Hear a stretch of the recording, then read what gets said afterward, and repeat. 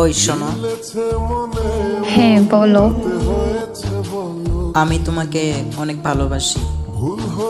কিন্তু আমি তোমাকে ভালোবাসতে পারবো না। কিন্তু কেন? আমি একজনকে ভালোবাসি। ও আচ্ছা, তাহলে আর কি বলবো? দয়া করে আমাকে আর বিরক্ত করবেন না। আচ্ছা। 2 বছর পর ছেলেটা আর মেয়েটার দেখা হলো। আরে তুমি ভালো আছো? চিনতে পারছো? চেনার তো কথা না। অনেক দিন পর দেখা, তাই না? হ্যাঁ, কেমন আছো?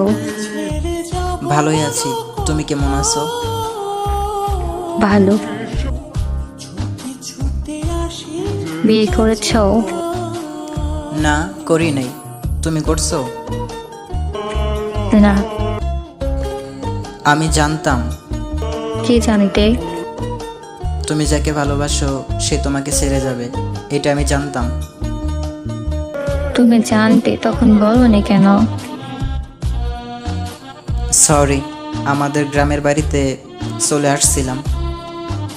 অভিমান করে চলে গিয়েছিলে?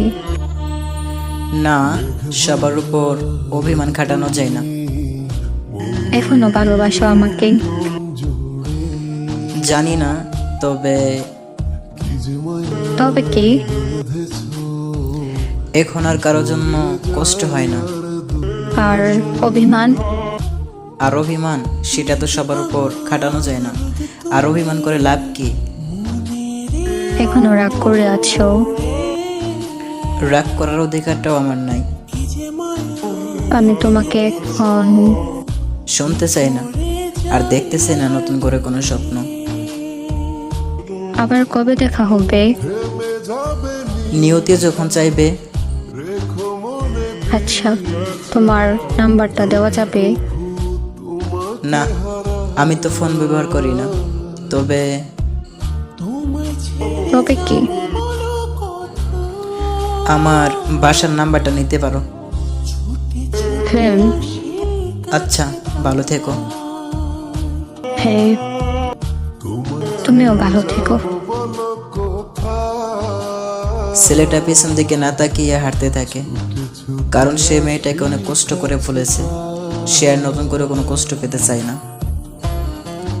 ছেলেটা যাওয়ার দিকে মেয়েটা তাকিয়ে থাকে, যদি একবার তার দিকে ফিরে তাকাই। কিন্তু না, ছেলেটা একবারও তার দিকে তাকায় না, কারণ মেয়েটার চোখের পানি ছেলেটা দেখতে চায় না। হেঁটে যেতে থাকে অজানা উদ্দেশ্যে। হেঁটে যেতে যেতে মেয়েটির চোখের আড়াল হয়ে যায়। কিছুদিন পর মেয়েটি কল করলো ছেলেটির দেওয়া সেই নাম্বারে। ফোন করার পর ছেলেটির বাবা ফোনটি ধরে। ফোনটি ধরার পর ছেলেটির বাবা জিজ্ঞাসা করে, কে তুমি? মেয়েটি বলে, আমি রিয়া। ছেলেটির বাবা বলে, ও আচ্ছা, তুমি রিয়া। আবিরের মুখে তোমার কথা অনেক শুনেছি। আবিরের বাবা বলে, কেমন আছো মামনি?